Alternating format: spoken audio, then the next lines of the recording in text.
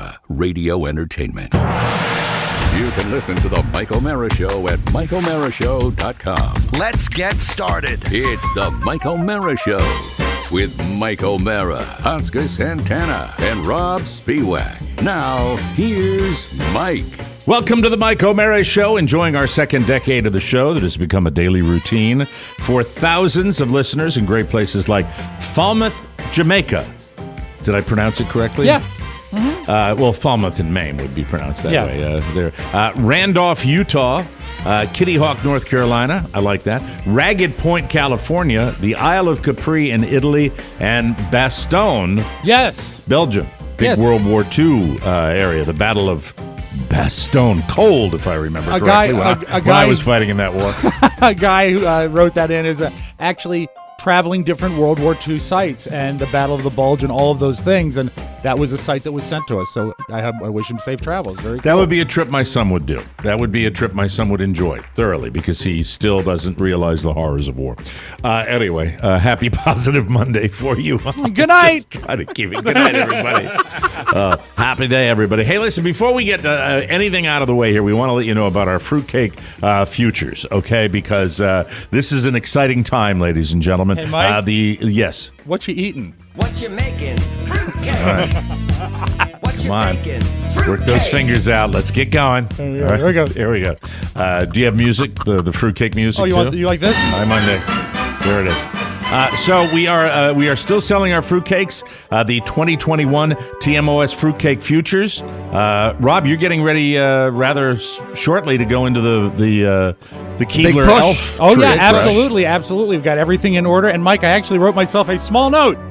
See? In little tiny letters. I don't know if you can make it out, but the Fruitcake ordering deadline is midnight on Friday, November 26, 2021, Black Friday. That is the deadline if you want a fruitcake. And are we able to get them to people before Christmas if they order by Friday? Yes, absolutely. All right. No guarantees. There are no guarantees because of the supply chain, but we're gonna, if you want to have a really good, is that true or It's not? first in, first out. FIFO. Yes. So we can't because no one can. Well, no, I think we with can. what's- USPS has always been great to us. They've been amazing. So you think with there's us. there's an overwhelmingly good chance if you buy the fruitcake by If you Friday, get it in by Black Friday, we'll get it to you by the I remember last year we moved to heaven and earth. We FedEx someone a fruitcake. Yeah, we had them all That's in the exciting. mail. We will have Yes. them in the mail in time. So do it. But Order acts it. of God, you know. Tell me about it. Your heart will be even happier knowing that you supported your favorite podcast. Whether you order the deluxe or the super premium package, you'll rest easy knowing you helped us out with our annual fundraiser. And every bite will be perfect because Rob wouldn't have it any other way. Act now because time is limited. Buy now, savor later. Deadline midnight Black Friday. That's the Done deadline and for done. TMOS Fruitcake Futures. You go to MikeO'MaraShow.com and click the banner. It's right there to Can't miss get it. your fruitcake if you've never had it. And as I This is said, big push, people. Big push. buy 30, and we'll have a nice Christmas discussion. I'll call you Christmas Eve, and I'll chat now with you. now it's on Christmas Eve that you're going to if you buy 30, and you can document that. Well, you guys are the business Yeah, people. we can document. How do we validate that they? Well, there's something called 30? data, We'll- and it's a yeah, digital we'll look into that, transaction. yeah. So we right. just run a report. But I can see the call coming in probably about 11:20 Eastern Time PM. You say, "Listen, I'm going to get to midnight mass." You're making a horrible assumption that I will be ossified on Christmas Eve. Mike, which I'm is just going nothing with. could be further I'm from going the with truth. the. I'm going with the standard notion of people having a few belts before midnight mass. When do you start drinking on Christmas? I thought, when did I become labeled with drinking? We're more of a Christmas morning drinking family. We don't really drink that much because my brother and sister are a bunch of rubes. I don't drink God like I bless 'em. used to. It's sad. I Yeah, can't but handle it anymore. when do you, let's say, and let's be honest here. Okay, absolutely. My brother-in-law will be the first to start having maybe 2 or 3 fingers of whatever cocktail costs $1,000 that he has a bottle of, and then I will Something in a blue label. yeah, and then I will sip some of it and realize I'm not manly enough or refined enough for it, and then I'll say, "Do you have any Jack Daniels?" I said, "Oh no," and then I'll stop drinking. Yeah. But that happens on Christmas Eve, probably around because we have a midnight dinner around 10:30 p.m. Do you go to church? Not anymore, Mike. Not anymore. Don't you But do you the still meal eat of at midnight? The seven Yes. fishes? Yeah, still eating midnight. Still. That's Italian. Still open up the presents at midnight. Still do the whole midnight bit. Okay. Oh, you do? Okay. Yeah. All right. Well, that's kind of cute. Yeah. And When then do you- everybody sleeps in on Christmas morning? Yeah. Then we sleep in, and then the kids wake up and they go and open the other half of their presents.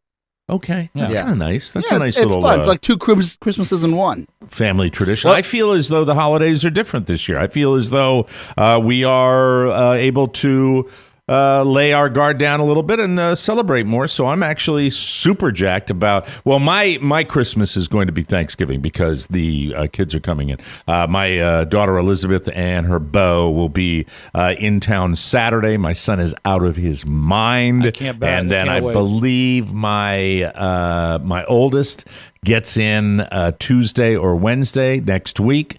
And then they're all here through the Thanksgiving It's a big. holiday, I so. believe if you are lucky enough to have family, this and you weren't able to be with them last year, this is going to be a big one. Oh, it's huge. I can't right? even tell you when the last time I had every daughter under the same roof. It was my 60th birthday. Yeah, 2 years ago. 2 years ago in Maine. Years Wow. ago. 2 years ago in and May. they brought And you as- zero little presents. less than 2 years And ago. as Yeah. the kids get Remember older, I that. think there is Never more. forget.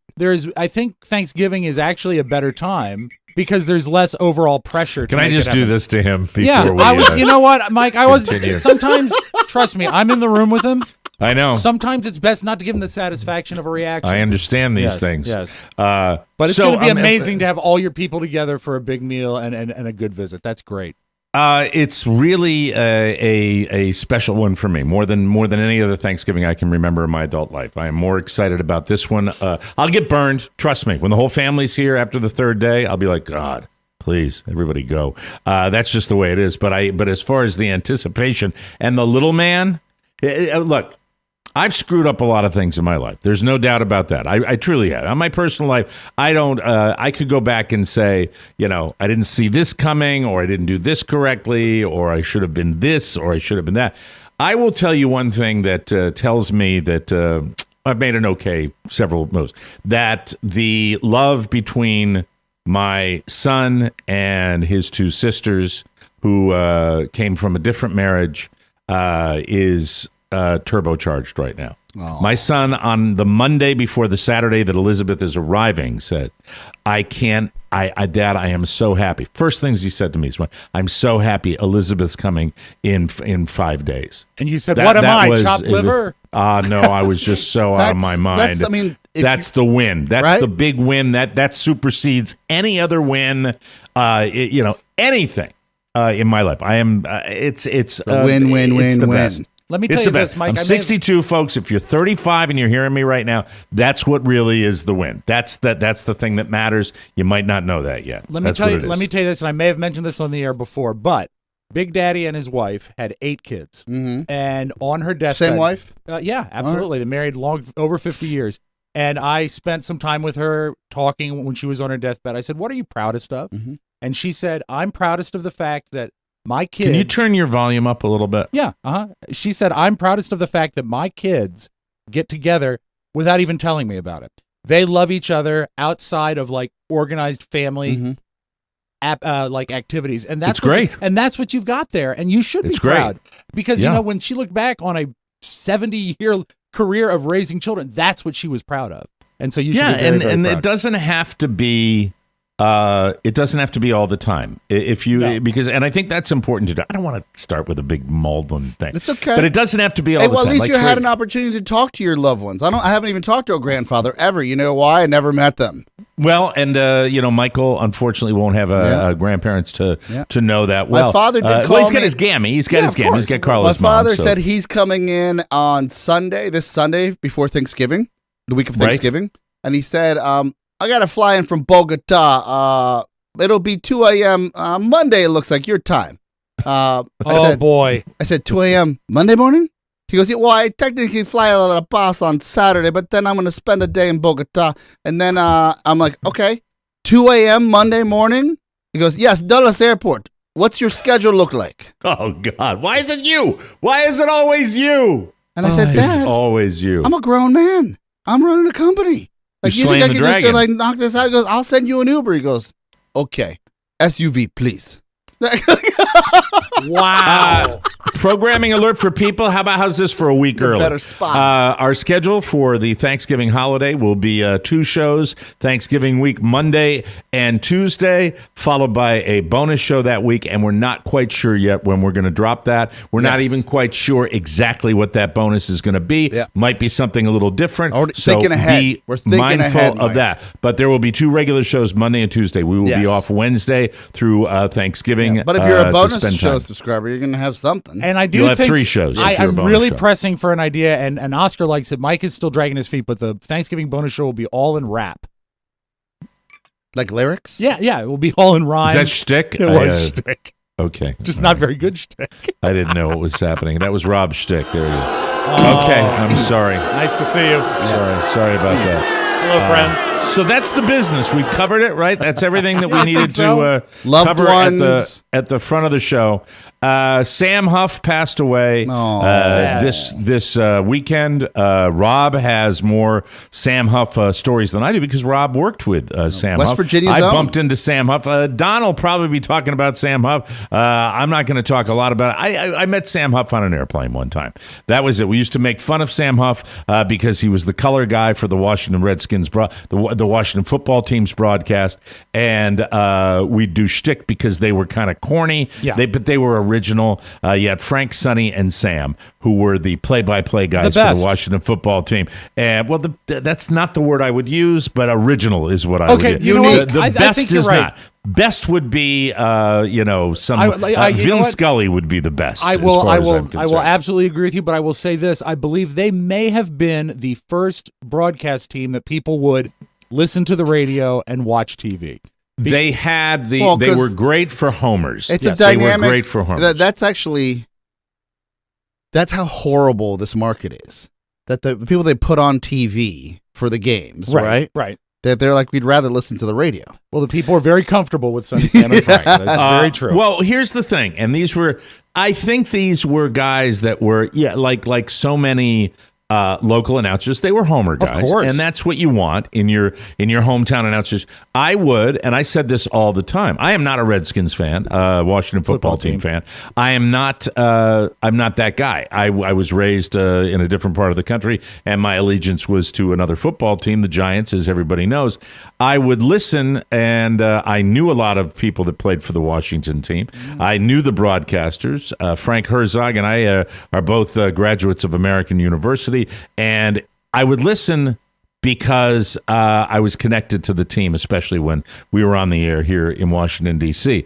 The thing about their broadcasts, there was no other broadcast like this where I would be out running around if I wasn't watching the game, and I would get into my car and I would turn it on, and I would know, regardless of them giving a score, I would know based on their tone whether the Washington team was winning or losing. Mm-hmm. That's how they were. It was just like, well, shut up, Sam, Sonny would say. Yeah. Well, I don't know what's going on with that. Sam Huff, you've read the bio, the great biography, obituary in the Washington Post about Sam Huff talking about how tough he was. And by the way, Sam Huff made his name with my football team, the New York Giants, and was an amazing linebacker, one of the toughest guys ever to play in the NFL, and then he made the transition to broadcasting, where I thought he was a bit of a character, and you could really that's have okay. fun The listening chemistry to him. between the three of them was fantastic. Well, the chemistry mostly between him and Sonny. That was what was great. It was, but also don't discount the fact that you needed a guy like Frank Herzog referee, in the middle, and they destroyed that chemistry when they eliminated Frank from that equation. And then I guess it was 2012, 2013. That's when he started to have signs of dementia, and he was not able to continue, and that's what eventually he passed away from. But it was years and years. We would always make fun of Sonny and Sam and Frank, and then at one time, I know Don and I were on an airplane, and he put his arms around both of us, his giant, big, intimidating linebacker arms. Says, "Don't ever make fun of my intelligence." And I'm like, yes, sir. Because we were scared. Physical cowards, both of us. That's the way that worked. I got a chance. I called Robert. I said, you got to know that one of the greatest players of the world came out of WVU, and you're going to be hearing a lot He was about a Mountaineer. That's and right. and I Oscar said, was a Mountaineer. And I said, Robert, know that his autograph hangs in our basement. And I never, when I got into doing stuff with the Redskins, I was kind of dropped feet first into a football environment that I was over my head. I didn't realize it until... Well, you had, for every one of your formative years, never given the slightest rat's ass about sports. My dad wanted it. It just, it never happened. But you mocked sports. You hated sports so much you went in the opposite direction. You mocked sports. Well, Mike, but here's what I'm trying to say. And this is not about me mocking sports. It's something that it was a lesson learned. Is that twice when I got to work with the Washington football team and I would have access. Yes. I got to bring my dad up to the press box once. And my dad is a very cool guy. And he's not sort of unhinged or impressed. A fanboy. He's not a fanboy at all. But except of a great ass. When he That's met his kryptonite. When he met Sam Huff, my dad grew up in northern New Jersey, so he was a Giants fan growing up. My dad was awed to meet Sam Huff.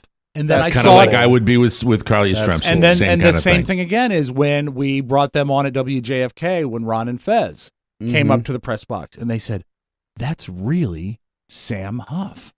And because they were Giants fans. They're Giants fans too. And then, I did a little research. I don't go back that far. That's interesting because I never went quite back to the Sam Huff era. I was too small. When you do the research, and there's a really fascinating thing, and it's finally on YouTube. I had to trade with people at NFL Films to finally ever see a copy of it back in the day. It's called The Violent World of Sam Huff. Yeah, I read about that in the obit that they had in the Post. And the whole thing, it's a grainy copy, but you can see it on YouTube. It's the first time they ever mic'd a player up. I'll kick your ass. Oh my God, it's so fascinating. Cronkite, I believe in it, refers to it. This is like 1960. He calls it a reality show.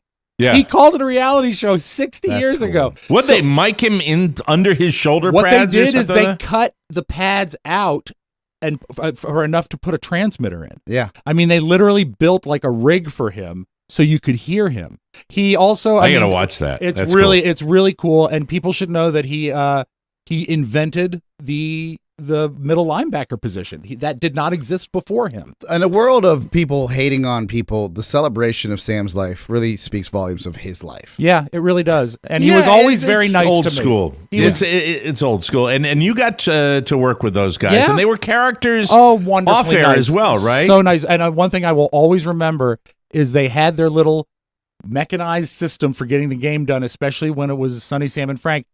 Every day, Sam would come in, look sharp, usually had like a tweed jacket, cup of coffee, and he'd undo his bag and he'd pull out his stats and his notes and his prep and a 2-minute egg timer.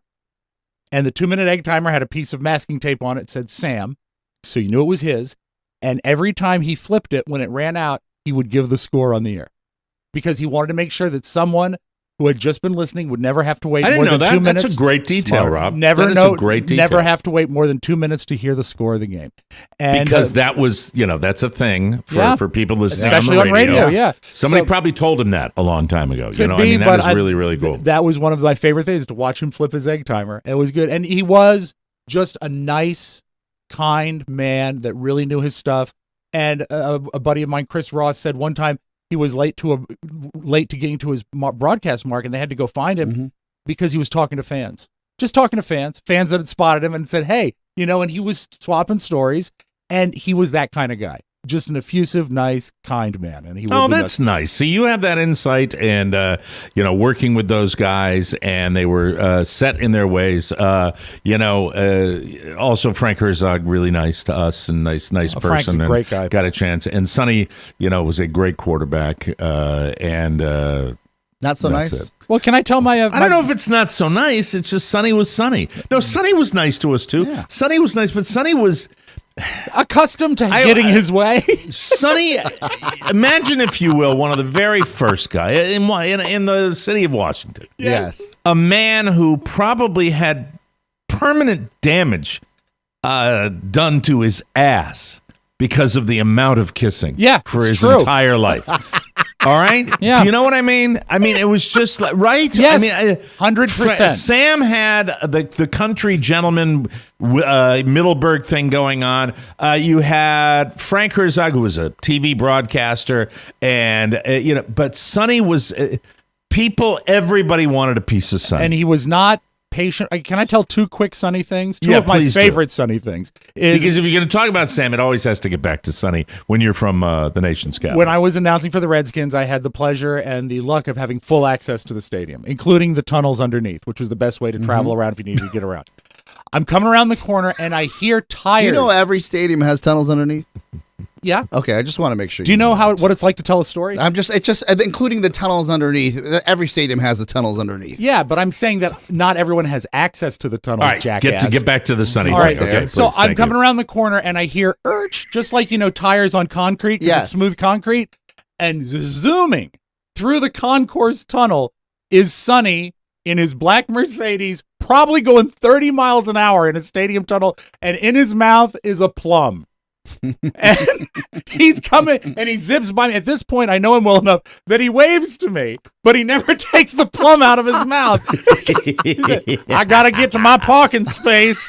Gotta get there. And Sonny had the best one Yep, in the stadium. absolutely. Yes. He parked underneath. Because he was it. Sonny. Yeah, but my favorite, and this was long before I worked with him, is he was a regular call-in feature on the Don and Mike show.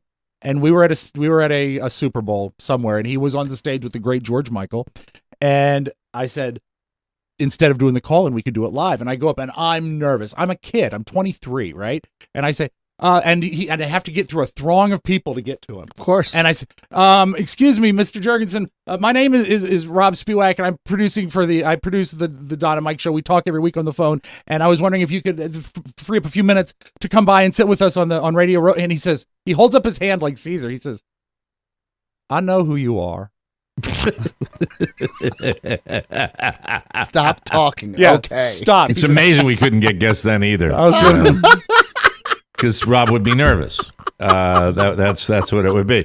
If he walked up and said, Sonny, Don and Mike want you on in 5 minutes, it would be as like, Excuse me, I'll have Mr.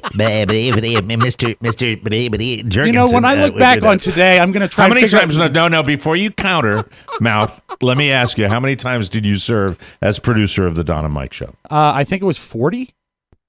No, it was How many times were you fired as the producer? Mike, here's the thing. I think I Demoted. I served as producer 3 times, but only demoted twice. There you go. I thought it was a lateral transition. Well, that's how I always wanted to look at it. He But always as I got look the- back he got on the today, same pay. He got the same pay. It's just title alone. It worked out. as I Yeah. look back on today, I'm trying to think which story I'm more happy I told. I like the plum story. Did you say you had a second one? Those two. That was the yeah. one at the Super Bowl Yeah. and the plum story. Yeah, Okay. but I know who you are. stop. I know who you are. Would you tell the one that I like the best? Oh, okay. What? Because Sonny okay. said this is a culinary story. This is a great and one, too. Sam, we love you, but unfortunately, your quirky partner Sonny would always be the kind of the diva. And this is my favorite broadcast. Sonny, Sam, and Frank story. At the new stadium, the one that was originally called Ral John. Now it's still the one in Landover. They're still playing there. It's a horrible facility, but FedEx Field, because Sonny wanted it. The TV booth is always on the 50, and the radio booth is never on the 50 because people hate radio. But the radio booth is right next to the TV booth. So up there's this like lounge where they put out a buffet for the TV talent, and it was always very crowded in the radio TV area, and you always knew Sonny was getting annoyed. Now you're loud. You're hot. I don't know why you're burning the mic, but it's gets just, really just, close just a to little the bit. mic, starts Just a eating little it, bit yeah. less. I don't know what's going on with that. The audio is weird So- today. Go ahead. I'm sorry. And you could always tell when Sonny was annoyed because he'd mute his mic and he'd turn to their producer Jim McCoy and say, "Getting kind of crowded in here, Jim. Getting kind of crowded." But the best thing ever, and I saw it happen Because he more than hated once, it being like ridiculous. he just wanted to do the game. But the Right. one thing that was truly important to him is, and I'd seen it happen when they'd kill the mics for halftime. He'd take his headphones off and say, "Hot dog." because he wanted a hot dog. He was thinking about the hot dogs. Well, he couldn't get up and get it. No, he somebody was had to get it ready for to him. go, ready to get his I hot could dog. see out. that. Would that be a cue for like one of the producers to grab him a dog? No, Is just that to what get just the cue to get the hell out of his way, because okay. I'd see the process. They would call halftime. They'd go to spots. He'd take his binoculars, put them down, take his cigar, SJ9, put it on the eyepieces of his binoculars, headphones off, hot dog. Wait, he'd go and get it? Yeah. Oh, I thought he was asking for one. No. And then you would clear the decks. I'm getting a hot and dog. then you get to like great things like Pat Summerall would come out. He said, "Hey, Jergy." Cool. That was his really? nickname because they go way That's back. cool. See, that's a long time ago. I got to see a lot of neat stuff in my day. That was really cool. So, well, that's very, very cool. Hot and dog. to and Sam Huff, as far as the cool thing about the position of middle linebacker in the NFL, and you see it today. And I'm certainly not as much of a novice as certain people, but I'm not a total non-expert when it comes to following football. The cool thing about the middle linebacker position is the freedom of the position defensively, which Sam really did blaze a trail, which is end to end between the hashtags.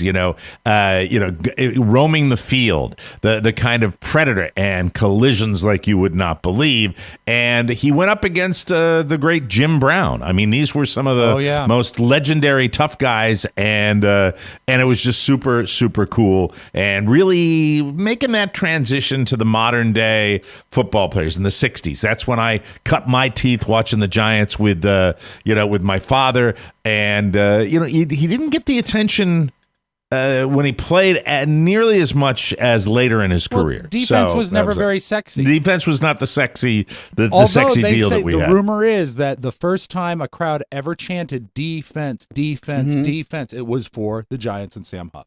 Sam Huff. And lived in Middleburg, was kind of a country gentleman out there, loved horses. Yes. Was involved in horses out in Middleburg, which is, I tell people, if you come to the Washington, D.C. area and you want to see some of the most beautiful countryside in the United States, go out to the Middleburg Plains area of Northern Virginia. It's really, really special. So safe travels, safe home. The best. Sam Huff, we love you, and we'll take a break. And when we come back, it's the homepage, and then later on we're going to have another regular feature of the Mike O'Mara Show that there's quite a buzz about the name of it, because that's how exciting we are, ladies and gentlemen.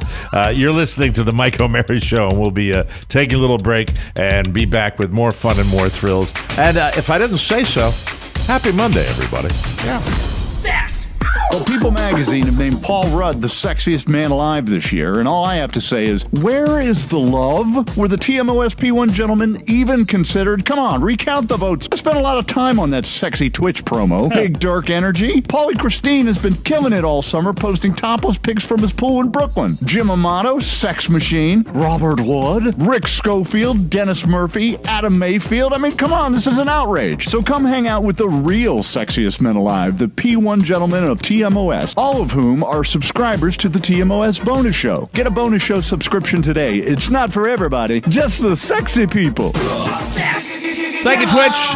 Welcome back to the Mike O'Mara Show. If you're looking for ways to skip that trip to the post office and dodge all that holiday shopping traffic, why not save time and money with Stamps.com? Stamps.com lets you compare rates, print labels, and access exclusive discounts on UPS and USPS services all year long. Whether you're selling online or running an office or side hustle, Stamps.com can save you a ton of time, money, and stress during the holidays. You can access all the post office and UPS shipping services you need without taking the trip, and get exclusive discounts like up to 40% off USPS rates and 76% off UPS. If you spend more than a few minutes a week dealing with mail and shipping, Stamps.com is a lifesaver. It is going to save you time like you would not believe. You will save so much time and money, you'll wonder why you didn't start sooner. So I want you to do this right now. Save time and money this holiday season with Stamps.com. Stamps.com. Sign up with promo code TMOS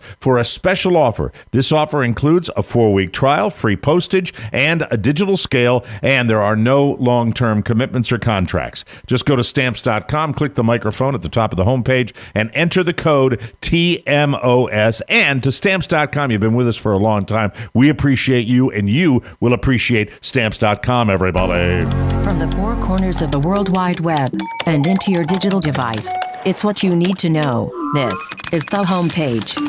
I'm a little pained that I lead the news you may not need today with Paris Hilton, but, it was there. Yeah, it was there. She's been surfacing lately. She got married. And she spent... New reality show coming out, too. So. Yeah, of course, because... Naturally. It's called Horrorpalooza. No, that was not kind. Horror. That was not nice. Horrorpalooza. Paris Hilton... all right, this might make you sick, but, it's celebrities in the news. Paris Hilton spent most of the weekend celebrating her marriage to Carter Reum, or Ram, or Riamamum. That's hot. Or Carter Flem. No, Carter R-E-U-M.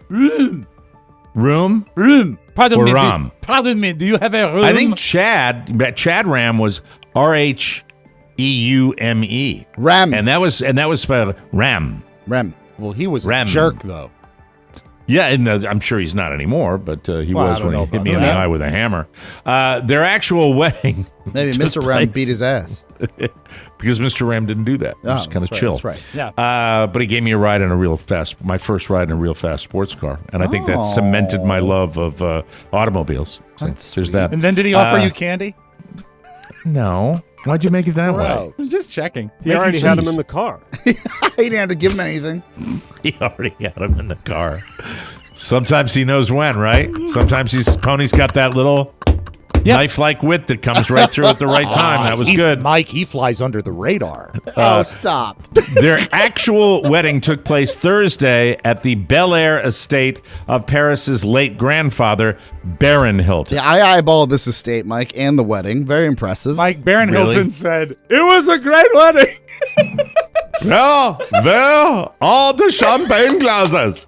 Well, the champagne. And then Lancelot Link went into the wedding going, well, I want to see Kim Kardashian, Mata. And then Mata Hari said, what are we going to eat now, Lancelot? And they were all looking like they were eating peanut butter. So is Baron, is that Conrad's son?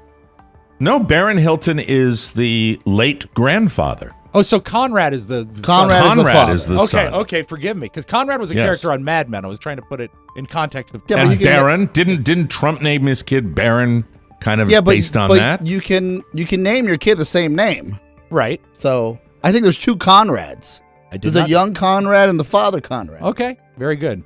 Thank All you, right. Oscar, for explaining it so clearly. Well, I've been following the Hiltons for some time now. I understand it. So let me see. The weekend. Here's the weekend. Friday they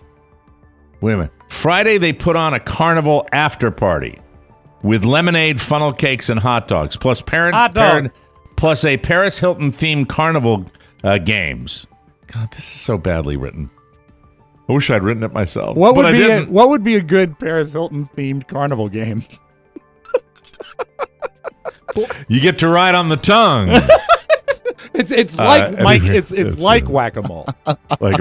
On Friday, they put on a carnival after party. Lemonade, funnel cakes, hot dogs, plus Paris Hilton themed carnival games, a DJ, live performances, and a Ferris wheel. Hey, that's nice.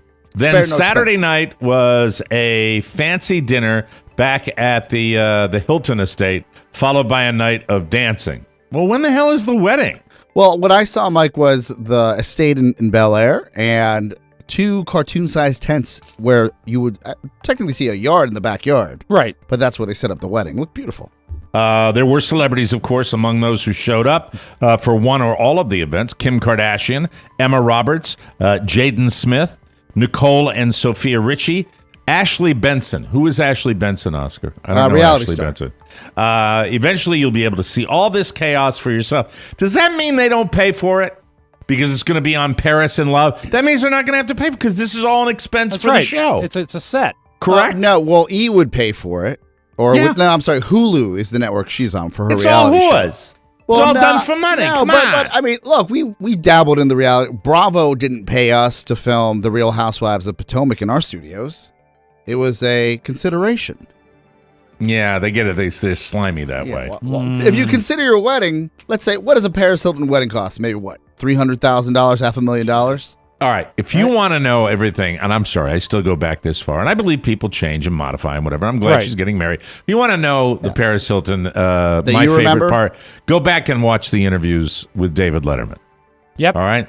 Watch the interview with David Letterman, where all she was capable of saying is, that's hot. You know. Well, everyone grows up, right? This is true. Everybody grows up, including Britney Spears. We've Great gone, segue. hey, you know, how many years has this been in the news, right? I mean, we go from Paris Hilton to Britney Spears. Britney Spears is free.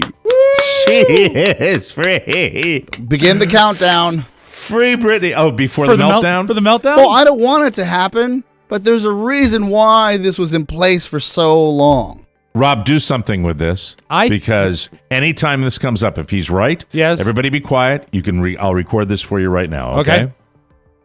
Countdown before the meltdown. Oh, Mike, I didn't realize you could do it again without the homepage music. Go ahead. Countdown to the meltdown. Love it. Thank you. Thank you very much. Britney Spears is free. A judge made it official on Friday. There was absolute chaos outside the courthouse. Chaos! I wonder if she's going to take all that money she has access to now and have funnel cakes, lemonade, and a Ferris wheel. The conservatorship was terminated. Britney posted a video and said, quote, "Good God, I love my fans so much it's crazy. I think I'm going to cry the rest of the day. Best day ever. Praise the Lord. Can I get an amen?" All right, good for her. What the hell? She works her ass off, you know? Well, it's going to be interesting because, look, if you're a Britney fan or even if you're thinking about her in one realm or another, whether it's the reality world or the music, she's actually going to put more music out, right? True. So let's see what that sounds like. I wish her the best, but it's tough to buy into someone. Well, I just said everybody changes. What we have seen has just been a lot of chaos. Right? So we'll see what happens. If someone's not giving you chaos, then you're like, okay, things are probably better, but who knows? Yeah. You know who's probably happy, even though we lost him many years ago, is her grandfather, Baron Spears. Thank you, Rob. No, that's not what I wanted to play. Someone came up with a calculator that allows you to enter any monetary amount and see how long it takes Elon Musk to earn it. That means you can plug in your salary and find out just how ridiculously more wealthy this man is than you. I don't know why somebody did this, but I found it a little interesting. For instance, the average yearly salary in the U.S. is $51,480. Plug that into the calculator, and you'll discover that Elon Musk makes that much cash in 2 minutes and 15 seconds. Let's say you're doing a little better and you make $100,000. Elon merely exists for 4 minutes and 23 seconds to earn that much. Did you make $1 million last year? Congratulations. Elon just made that much over the last 43 minutes and 48 seconds. It's not that. If it's not depressing enough, there's also a ticker that shows you how much Elon is earning in real time while you're using the site. So you'll actually see a little ticker that shows how much money Elon should buy fruitcakes. This is what Elon should do. Yeah. Are you guys seeing around where you live more Teslas? I'm seeing them down here. A lot of them. A lot of Teslas down here. Let me think. The capital of the free world, Doucheville, #1.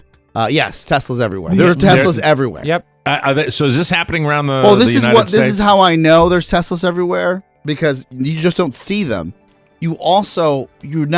You're completely when you see them, you're desensitized to them. Yeah, and you also, don't even think twice. And you don't hear them because they're quiet. Thank you. Shut up. How big a deal is Hertz buying all those Teslas for rental cars now? You know, and that's a great campaign. That's a great commercial to use Tom Brady that not well. When the Washington football team beats you on the weekend. Yeah. Oh, hey, how about that? Way to go, Washington football team. You know what, what? Mr. Brady? With all those electric cars, they should change the name of the place to Megahertz. Mike, I see that in the morning. I'm like, well, maybe they could update his roster. Yeah, absolutely. Like, what is he doing here? Getting updates? So blah, blah, blah. I'm like, all right. He's like, hey, let's go. Let's go win a game again. Way to go, Elon. 92% of people say doing good deeds makes them happier. The top good deeds that can instantly turn your day around. I speak to this. I know exactly how you feel. Helping someone with a task, donating to someone in need, and just saying good morning to people. Little stuff like that. Yep. It's really, really Not in D.C. helpful. I'll say, good morning. Remember my bit? No one ever, I'm like, I'm a creep. Yeah. Good morning. But Like if you see somebody that's on the side of the street and they might need something, like you do it when you buy I'll throw a candy Gatorade or for somebody, and like that'd be great. But Mike, it's so crazy. You think people would be a little more hospitable and nice after a pandemic? No, people are scared. Yeah, They don't even want to say hello. It's sad. It's sad. We should do it. But if you do it, I know it for a fact. If I'm, I would love it. I would love it. It's great. Show somebody even holding a door. I feel like when after I'm done saying hello to somebody randomly, they're like, "Oh, cokehead," like because I'm so excited for life. Mm-hmm. They can't say joie de vivre. Yeah, and by the way, Rob said he loves holding a door, but Rob does it in the old-fashioned way, like the old French Revolution way, right? When you open the door, you do the arm swing, right? Yeah, I do. Absolutely. And I bow and I gesture. Also, entree, my lady. And if I have time, I'll go into a revolving door for hours and just keep it spinning as a courtesy. I do the revolving door when I see them, but I do the when Rob and I are together, we reenact the murder scene from The Godfather. Remember the time we accidentally got into the same slot of revolving door? Oh my God! And that sound was. I had to call the fire department. Kids are much faster learners than adults, and we've never really known why. But a new study may have figured it out. They're more curious. I'm curious. I'm a kid. I'm a little boy. And they're not afraid of failing. Researchers at Berkeley put kids and adults through the same test where they could earn 1 star for doing things right or lose 2 stars if they did them wrong. And by the end, the adults had more stars, but that wasn't really the point. The real point was to figure out the pattern behind why they got each task right or wrong. It involved different blocks that either had white or black dots on them, and the kids were more likely to figure it out because they didn't care about the stars so much. This is interesting. Weird. One author of the study summed it up like this, quote, "Grown-ups are often so anxious to exploit that we don't explore.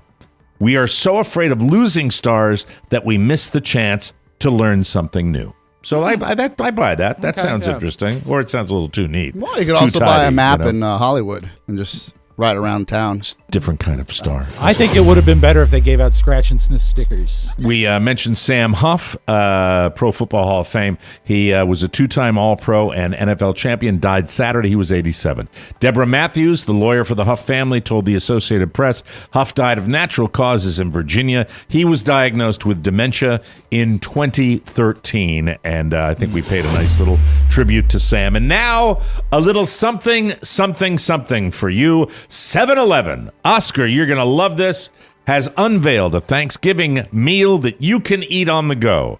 The convenience store chain released its Thanksgiving turkey sub to the world on Friday. 7-Eleven sees the sandwich as being ideal for a lunch, midday snack, or as a main dish on Friendsgiving.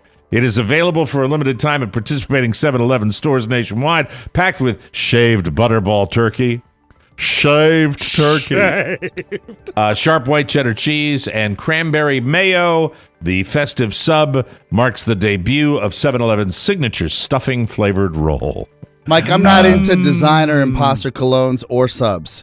The Gobbler, the original at Wawa, will always have my heart. Yeah. Well, they got noticed because of what 7-Eleven's think about it. Just optics alone. When you walk into a Wawa, there's a full kitchen and people milling around in the back.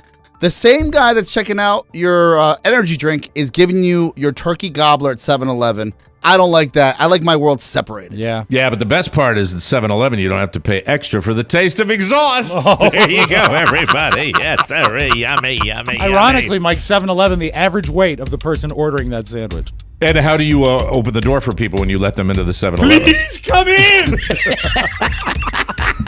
We'll take a break and come back with more. You, ladies and gentlemen, yes, listen to Michael. Oh, look, you're 6 feet tall. Hey, kids, Balmer Betty here. My cousin Billy is done crabbing for the season and is ready to help the elves out down the old TMOS kitchen with the Fruitcake Futures. But you gotta get them ordered now. The boys are down to the wire. Remember, you're not just getting a delicious Rob Spiewak signature fruitcake, hon. You're fundraising to keep the boys on the air. You don't want that show to go by. All that extra stimmy in your your pocket, why not upgrade and order the Super Premium and help the boys out? They did not cut corners on ingredients, and it's top-notch quality right there. Billy promises he won't put any Old Bay in them. Get yours now. While you're at it, why not renew your bonus show or send some to your friends? They both make great holiday gifts. Also, don't forget, gotta have them in time to get to the post office so we can get them out to you. So order today before time runs out, or you'll be sorry. Time's a-fleetin'. Post office. Welcome back to the Mike O'Mara Show. You know, the science is clear. A healthy gut microbiome with the good bacteria that help our bodies process food is key to a healthy lifestyle. But now we're learning about the connection between your gut microbiome health and type 2 diabetes. Pendulum Glucose Control is the first and only medical probiotic that's designed to manage A1C and blood glucose levels through the health of your microbiome. For those with type 2 diabetes, diet and exercise alone don't always manage it. The best approach emphasizes diet, exercise, and a healthy gut microbiome. This connection has been widely recognized by leading scientists studying diabetes, including the American Diabetes Association, the Mayo Clinic, Johns Hopkins, and others. Those are big names. Pendulum, you didn't need me to tell you that. Mike, they're great outfits. Great outfit. That Hopkins, Mayo Clinic. Yeah. Wonderful outfit. Pendulum Glucose Control helps fill in the gaps by providing the first and only probiotic designed to manage blood glucose and A1C levels. With Pendulum, you can feel in control of your A1C levels, not the other way around. Take control of your glucose levels today. Try Pendulum Glucose Control for 90 days. If you're not satisfied with your levels, you'll get your money back. Visit pendulumlife.com to find out more. Use our promo code TMOS for 20% off the first bottle of your membership. That's pendulumlife.com. Promo code TMOS. Thank you, Pendulum. And thank you, Rob. Thank you, Mike. Welcome back to the Mike O'Mara Show. Over the weekend, I had a wonderful weekend. I really did. I went to a Happy Valley party, and this was a new group that we were hanging out with, and it was a very, very nice affair, welcoming everybody back from a lot of people up north because we have a lot of snowbirds down here. As you know, I have a little social anxiety, and it was heightened to a degree because my apology tour for my bad behavior the last time I had been the apology tour was missing one final person. How many did you have to collect total? 4. 4. Okay, you got 4 stars. 1, 2, 3, 4, 5. 5. Oh, 5. This is a big table. It was a big table. And I was like, and their spouse or just them? Huh? And their spouse? No. Well, I didn't even talk to them, so I don't know whether gotcha. They might have they might have observed from afar. Okay. They might have been like looking down the end of the table and going, "What an asshole." But that because it was really all towards the very end. So got it. A smattering. really only 2 guys that witnessed So let's go. Put you on TV. Right out of it. Like walking out. Just like that. But it's horrible. And I would be lying if I said it's not the first time I've had to do something like that. But in my you life. had 3 or 2 left within the set. I had 1. Okay. 20%. One guy, and I saw the guy, and again. Graciously accepted, very kind. Why do you laugh at that? Because how do you think it's usually going to go? I think there's the chance there can be a chilly response. There can be a chilly response. A prickly response? Oscar, I've gone on more of these than you have. I get that, but I've gotten all sorts of, I've gotten rejections. So that fear is in my brain. There are 2 things going on. Yes. Okay. That if you are the lone wolf and you pull something like this, it's no matter what happened as a precursor to it, if you go, this is like a fight with your significant other. If you go that one level too far, you're the one that's ultimately, and this can be with your wife, with your friends, with a table of people you don't know that well. Rather fight sober than hammered about certain things. I've done this, yes. and I have been, I've gotten every variety of kind. The thing that I noticed was there is a gracious way of accepting and where it's appreciated. Mm-hmm. And the way this went down was the morning after my behavior. And there might be people going, what did he do? What did he do? I got a little too tipsy and my wife was upset and I was upset. And I said some things that I didn't. If you listen to the show, you'd know that. Yeah. And if you subscribe to the bonus show, you'll know even Definitely more. know that. That's the way it goes.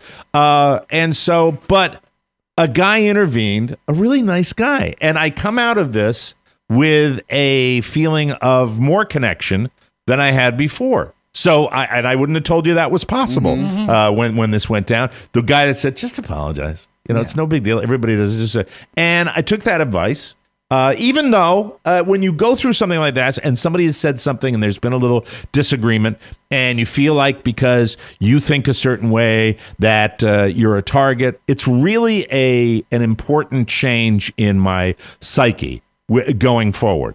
I've been thinking about this for a long time, how we have to make more effort to be less divisive. We do, because it's just no good's going to come out of this. And I might as well start on my end instead of being indignant and getting my dander up and worrying about this stuff, because ultimately I'm going to be less happy. And if I was really going to change anything, I can still do everything I do to live my life the way I want to and support causes that I like and support candidates that I like. But I think that we all, from the right, from the left, Democrats, Republicans, conservatives, liberals, have to try to right this ship. And I think it's happening. I think more people are thinking like that. And I think ultimately, might not be this election, the next election, the next election. I think maybe the pendulum will swing back. That's my attitude right now. And part of that was a couple of things that were said during my little apology tour that that indicated we're all kind of out for the same thing, to a degree. And I'm happy that this gentleman was kind of open to the. Makes me. I am in a defensive. You ready? When he you ready for talking. this? No, I'm ready. I'm curious because I've never asked anybody this. Were the 80s like this between Republicans and Democrats? No, not even right. It was classy. Well, I remember sitting at when I was a baby DJ, going to a party and talking about Bill Clinton on a patio at a guy that had a little crab feast in his backyard, and there was a semicircle of chairs sitting around me with guys, lobbing stuff at me, and I was debating, and it was at the time innocuous. It was not. It was intense. Yeah, but that was the beginning of it. I think if you go back to the real divisions, I think you're right. It starts right around that period of time, and it was golfers. Once again, golfers are conservative by and large. That's the way it's always been. But no, the 80s, I don't remember the and 90s the weren't that crazy, right? I just felt like there was a decorum and respect. No, this was when it became really bad. It was no matter how you think. Win at all costs. No matter what you say, you're wrong, and I don't care about anything other than beating you. Mm-hmm. That is a new phenomenon. The divisiveness and the rhetoric has been around since George Washington. I mean, look how our country was formed. I mean, that's just the way it happens. But this stuff that we're going through right now. So I'll say that, Mike, if I can interrupt just for a second, the fact that you went out and you formulated a plan and did an apology tour, which it wasn't essentially. Most people really don't even do that. No, that shows a want to get back to when things are civilized. We're always going to say things, especially if we're lubricated, that are going to piss people off. I mean, it happens. It happens. Yeah, that's not anything new. No, but the fact that in this climate of all for the win, you go and you apologize, that's huge. I think that's a really great gesture. I would love to be, and I'm really pulling back the onion here. Yeah. I really, if you ask me about one thing about me that I would love to change for my entire life, I would have loved to be the happy drunk. Mm-hmm. I would have loved to be the guy that has a few cocktails and goes, "You were so sweet when you did that. You were so funny. It was so exciting." And I am to a point. Yes. But then I get to the turn. The turn is horrible. Yeah. The turn is, and here's the thing about my turn, all right? And first of all, it doesn't happen nearly as much, and that's why, because it had been months since I'd ever since you got those air brakes. The turn. The turn will be, and Oscar and Rob can testify to this. Yeah. The turn for me can happen. There is no stumbling. No, it happens. There is no slurring. There is now. If you want to see, I've seen his eyes change color.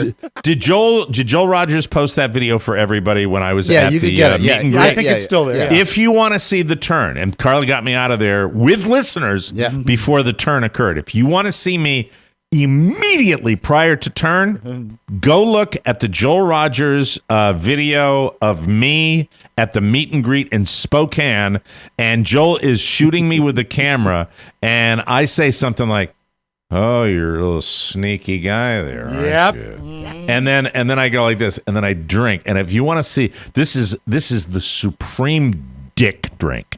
This is the way I drink. I got to take the because I didn't have any glasses on right there. I go, oh, so my eyes are like this. I go, oh, you're sneaky little guy there. Then somebody's talking to me, and I look in the other direction. Oh, that's I look in the other direction. Yeah. Yes, I have seen that. Yep. So not only do you turn, you're disregarding the whole deal. Grab my elbows. Mike, we need to get you out of here. Now you'll probably get us. I don't need to go anywhere. Hi, how are you? I'm fine. Well, that's great. Yeah. Okay. So this slot and then machine and knows suddenly me money. I'll be sitting there with a random person.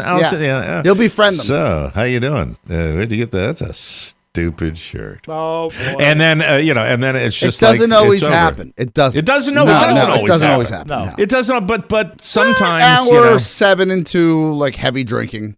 You know what? Oscar and I do have one thing. Yeah. Oscar knows this. When you have that problem where you're not quite sure of the events of the previous evening, that's usually when something like that is going. When you're like, what happened? Yeah, horrible. Oh, it's horrible, terrifying. horrible. When you live the next day like the movie Memento. Literally. Yeah. So that was the best part, but even better, we get to this shindig, and they had a lady at the entrance to Happy Valley on a ring, dressed in a skin-tight, like Cirque du Soleil bodysuit. Yeah. And that you want to talk in about their home? No, this was at the place where everybody gathers. At the party? The Happy Valley Country Club. At the party. And the party, and she was in and pouring champagne into a glass. It was that party. That's how you feel. That if I ever saw that, I'd think immediately of Judge Smales.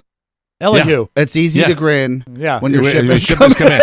But you know what? When you see it, and and there wasn't. That was it. That's still gorgeous. But it was still But I thought of Real Housewives when I saw that. Yeah. It was that or much like fun. a really well done quinceañera. It was really cool. What's a quinceañera? The 15-year-old birthday in Latin households. Yes. Quinceañera. It was nice. Yeah. It was really nice. nice. It's like a sweet 16 minus 1. A big, my super sweet quinceañera. Mm-hmm. So it set the tone for the weekend. So it was, pretty good little Friday night. What does she do when she runs out of champagne? Huh? She's so up somebody there. hands her another bottle. Yeah. I got a video of Carla going up and filling her glass. And Mike, you should know that in Happy Valley, no one ever runs out of champagne. There you go. Thank you. Thank you. We'll be right back, everyone. And now, Tales of Aviation History with TMOS P1 listener Captain Joel Rogers. There he is. Well, folks from the flight deck, this is Captain Joel Rogers. On behalf of all 61 members of your Frankfurt-based flight crew, it's been a pleasure having the 36 of you on board our transatlantic flight today. Captain. We've begun our initial descent into the New York area where the weather is scattered clouds and isolated thunderstorms. As a reminder, instead of duty-free shopping on your arrival, why not visit the Mike O'Mara Show shopping center for all your in-flight needs. Target and Walmart have everything for your comfort and onboard snacking. Visit MikeO'MaraShow.com and click the banner to place an order. Because of the headwinds extending our flight time to 77 hours, the local time is 7:25 p.m. on May 6th, 1937. Let me be the first to welcome you to Manchester Township, New Jersey. We know you have a choice in rigid airship travel, and we thank you for flying the Hindenburg.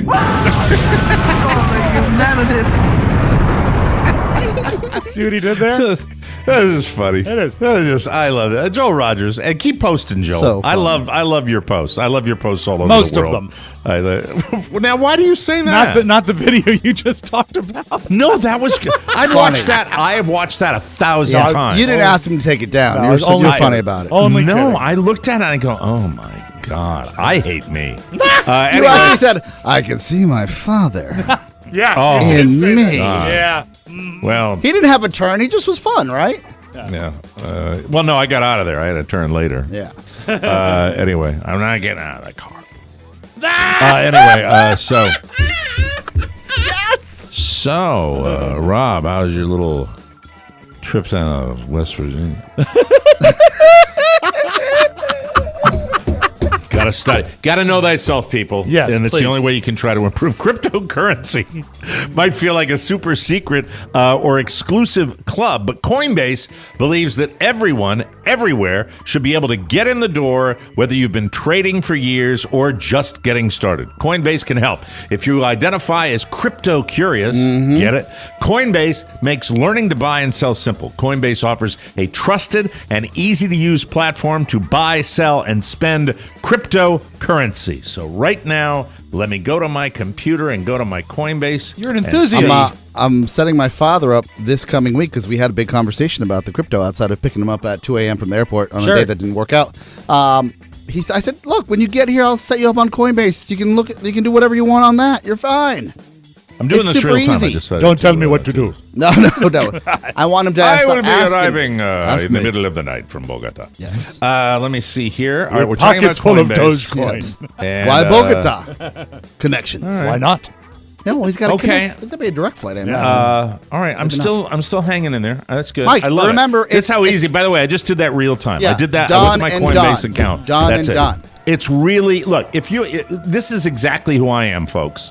When I talk about Coinbase, if you are, and I am crypto curious, you hear so much about it, you see so much about it. I took a small amount of money and I went to Coinbase.com and I got myself an account and I'm watching it all the time to see how it does. And it's fascinating. It Fun. really is, because it is, is it going to be automatically the wave of the future? I don't know, but it's great to have a wonderful, cohesive web page to watch The this app on. is And great. Coinbase has Bingo, a phenomenal bango. app. Yep, absolutely. So if you're into digital currencies, you want to check it out, they make it accessible to everyone. They offer portfolio management and protection, learning resources, mobile app that Oscar was just talking about. You can trade securely and monitor your crypto all in one place, which is what I just did. Millions of people in over 100 countries trust Coinbase with their digital assets. Whether you're looking to diversify or just getting started, visit the website and check it out. It's a great time to get started. For a limited time, new users can get $10 in free Bitcoin when you sign up today at Coinbase.com/TMOS. That's Coinbase.com/TMOS for $10 in free Bitcoin. This offer is for a limited time only, so be sure to sign up today. Coinbase.com/TMOS. And thank you, Coinbase, for sponsoring the show. Good stuff. Before we got started with the show, I will tell you that we were all talking about 60 Minutes, and that's how they get you. And this dovetails into a television program that my daughter recommended, and I'll talk about that a little bit later. But what we were talking about was the 60 Minutes piece that was focusing on the supply chain as we go into the holidays. I found it the most depressing, Very sad 60 Minutes story I've watched in so long, with the 80 container ships off the coast of California and the containers being left on the dock, and the truckers pointing fingers at the warehouses, and the warehouses pointing. It was such a. Where is Jimmy Hoffa when you need him? He's in the end zone at Giant Stadium. You know what depressed me the most? Yeah. This is what got me, Oscar, Yes. when they were all talking about why things aren't getting here and all the goods that are coming from And how another small country. businesses are getting crushed absolutely by this. destroyed. Yeah. Guy with this tiny little warehouse that relies on these appliances to come in from China, and That he he's ordered 8 months ago. that he ordered in May. Yeah. Ridiculous. It's so frustrating. And you look at that and you just go, how can something that has seemingly been a well-oiled machine for so long completely melt down? And then they're still getting charged. There's certain people that are still making money in this. What I took away from the 60 Minutes thing about container ships is that it's completely effed, and it's not going to get fixed as long as there are people able to make money doing it. It's not a two-sided market if the one side is controlled has the majority of the control. Like and by that I mean Right. you don't have both sides are not equally affected in a positive manner Or a negative manner. or a negative manner if you give them equal control. And for me, I took joy in that piece, and I wasn't saddened by it. You know why? Because that piece screams inefficiencies, and it screams for some sort of not regulation, but a privatization of the ports. If the cities can't handle it, and the infrastructure we have currently for trucking, and people, in my eyes, can't get through this within almost a year's time, 12 months we've been dealing with this. Right. Then we got to step in and say, you know what? LA, we gave you a chance to do it, Port Authority. You tried to do it. You're not going to invest the $20 billion you need to invest in this just one port. Billion with a B. Why don't we spin this out and move on with life? Yeah. Well, because sitting there and talking about running 24 hours a day and then blaming the truckers for not moving their trucks around the country fast enough, and then wondering 5 to 10 years from now, why are all the truckers all robots? Right. That's what drives me nuts. We complain enough. These industries will find a way to take these jobs away, and then we're wondering what's going to happen to our workforce then. It was so crushingly depressing to see how this is done, and to realize how long the United States in these cities has sat on their hands. And then you hear places like Rotterdam where where it's state of the art facilities that they have invested billions in. And you look, I'm glad that bipartisan legislation is passed to maybe upgrade certain going things. Through. Yeah, I see so that. we'll see what happens. But man, oh man, the finger pointing, and then the guy that managed that port with his little smirk, with his little smile that's just sitting there. Every cliche. That guy, obviously we're going to have to double down. We've shut up, that you guy, douche. And also the guys that have figured out a way to profit. Like they've got these people that are delivering toys and little tchotchkes from Japan that can't be delivered, or China or that South can't be delivered because they're in a stack of crates, and so the people are not getting their merchandise. Then they're being charged for storage because they can't be delivered. It's like Incredible. It's mind blowing. And imagine being in the White House and you're getting grilled every day. Hold on, let me do that for a second, please. All right, hold on. Wait a minute. Let me just do that. Okay. All right. May I have a chicken salad sandwich, please? All right, go ahead. I thought you'd have a shark sandwich. I thought you and, were and a spicy shark steak. Hot dog. You get up. Hot dog. So as Oscar was saying, imagine you're in the Casablanca. So you get you're the Biden administration, and you're getting all these hot calls, and you're like, I can't. Like you're trying to do everything you can to move what is run by a city, not by the federal government. At what point do you say, F it, we're moving along? Yeah. We're taking it Oscar away. mentioned Google or Amazon or something like that. Off air, we were talking about this. They said, why don't they just say, hey, Google, we'll give you a sweet deal on this.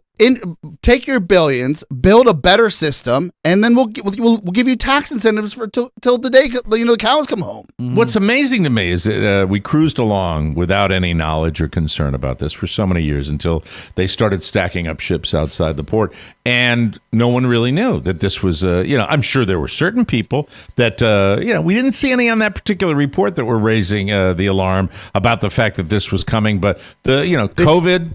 Showed exactly what the flaws are in our system, and we're dated, we're antiquated. As far as also stuff.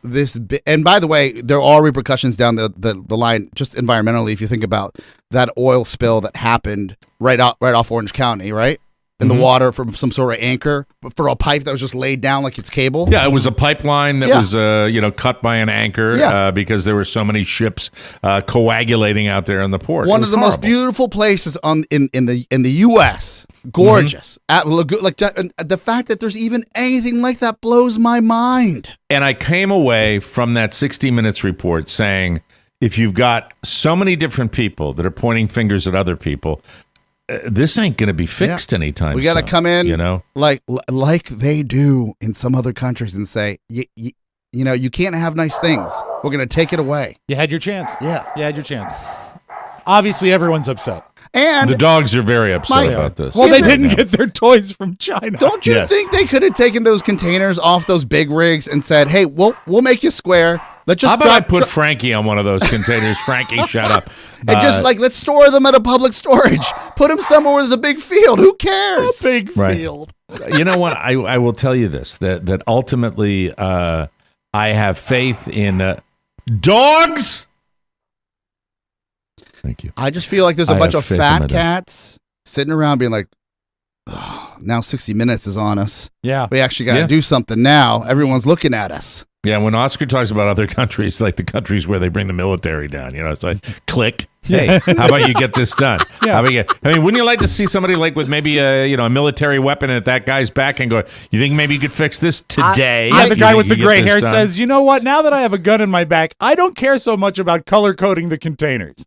Yeah, exactly. Exactly. It's sad. It's very sad. And it dovetails into when I heard about the people that were making the money on this. Oh with my storage, God. That we're all rubes. And if you want to watch a program about the opioid crisis that brings it home and where this all came from, and how unimaginably corrupt the pharmaceutical business was when it came to OxyContin, I want everybody in this audience, and I've never recommended anything higher, to watch the movie miniseries, I should say, Dope Sick with Michael Keaton. This is Hulu, right? It is Hulu. What's the subject matter? The subject matter is the advent of OxyContin to the marketplace under the guise of being less than 1% addictive, which was a complete ruse and sham. And this particular program exposes every inch of the corrupt pharmaceutical relationship with the FDA. These institutions that we have forever thought of as unencroachable and uncorruptible. It is absolutely stunning. And then when you talk about the nature of being able to label something as less than 1% addictive, that in effect is horrifically addictive, life-destroying stuff, poison in many cases that these people have gone through, and everybody knows the opioid crisis. We hear about it. Yep. This is something that really shows you where it started. And you know where it started? It started in areas where the people could be exploited, where the hardest working, most pain suffering people in America lived, in Appalachia, in the state of Maine, where I have family and friends, in poor places where people work hard, and it's just stunning what that drug can do to people, and they were able to slide and get away with this. And what starts out, in my opinion, with the Sackler family, those are the people that owned Purdue Pharma, where you get the impression that perhaps they really are trying to make something better when it's really all dollars and cents. And man, you don't have to be a rocket scientist to understand this. It'll be clear to you how it went down, and based on true stories with real names. And I just cannot believe that, as I get older, I realize that really, are we making our own decisions? And sometimes I say we're really not. We buy what we're told to buy. We go where we're told to go. We do what we're told to do. And everybody does it at the same time. And it really is stunning how much faith we put in large business, large institutions, in the federal government. And it's mind-numbing how it happens. Do you think watch this. It's called Dope Sick on Hulu. I think it's an amazing piece of television. Did the problem begin when the big business and big government realized they had the power to steer us? No, I think this is as old as time. I think the rich have been doing it to the poor forever. I think the people that we think that there are rules, and we think that just because somebody's got a bottom line and a lot of money in the bank, that they're going to behave the right way. Nothing could be further from the truth. And keep your eyes open, because it's just It might be us as a species. I don't know. It might be the United States. It might be our system that lends itself to this. But man, oh man, when you think about it, I'll be honest with you. It was probably 5 years ago that I became aware more than I've ever been. Thought about corruption, thought about people taking advantage of other people lying, people stretching the truth. But you look at this and you go, how many companies are involved in this kind of crap, and how much of this corruption? And unfortunately, the standard operating procedure, the way I look at it, when you talk about Washington, D.C., is people that are in charge of regulating a certain industry end up going into that industry to give the private sector, and their salaries get doubled. Yep. That's how is that ever going to help people? How is that going to protect people? But OxyContin. And, as you guys know, opioids affected my family very, very, very directly with my daughter, Catherine, when she lost her boyfriend to an overdose.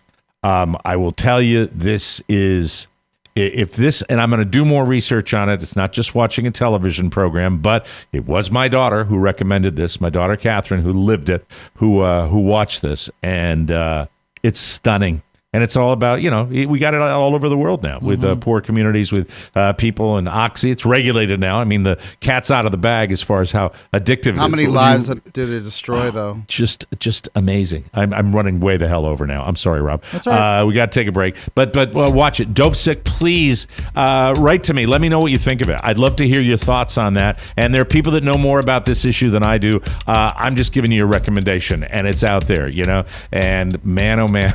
Trust no one. That's all I can say. How's that for a happy Monday story? We'll take a break and we'll come back with more. You're listening to The Mike O'Mara Show.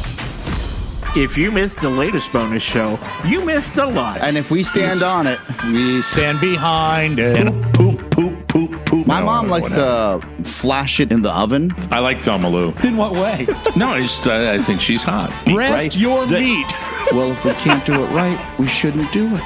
The TMOS bonus show is your only chance to get that 5th hour of laughs, and it's sent to your device every Friday. Try a week, a month, or splurge for an entire year's subscription. Your support keeps that comedy train chugging. Click the bonus show banner, get a subscription, and start laughing now. It's all at MikeO'MaraShow.com.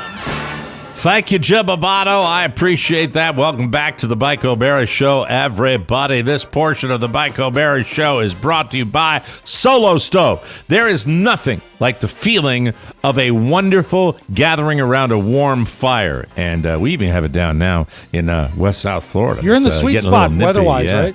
It's terrific. Cool evenings, smokeless fire pit. Solo Stove makes it even better. Instead of having to constantly dodge campfire fumes, hey, you smell like a dumpster fire. You can sit back, relax, and actually enjoy the fire. And this year, you can shop Solo Stove's Black Friday sale early. Get great deals on a Solo Stove fire pit from November 11th through the 18th. Enjoy the mesmerizing flames. All the opportunities to create more good moments and lasting memories. Solo Stove fire pits are brilliantly engineered, made with premium grade 304 stainless steel and a 360-degree airflow system that maximizes efficiency while minimizing smoke. I love how it unpacks in seconds, and it's ready to go. How easy is that? How great is It's that? easy to light, too. It's fantastic. Take Solo Stove with you. Go to your friend's house during the holidays. Shop Solo Stove's best deals of the year early from November 11th through the 18th. Actually, through the 18th, because the 11th is in back of us. Yes. So we might want to modify that. Well, they wanted to let you know there was a limited time offer. Limited. Yeah, I know. 11th is not even relevant anymore. Right. I said the 11th. I say, well, I missed that. But it is through the 18th. And what's today's date? This is the 15th. Yes. So the 15th through the 18th. Do I it. might have come to rehearsal and changed that. Plus a lifetime warranty and free 30-day returns. That's $10 off the early Black Friday sale at solostove.com. Promo code TMOS. Do we even have time for it? We haven't renamed this. I know. Tomorrow we have to, Who's at in the it? beginning of the show tomorrow, we have to name this thing that we do. I'm Pat Neely, and it's time to save to win, baby.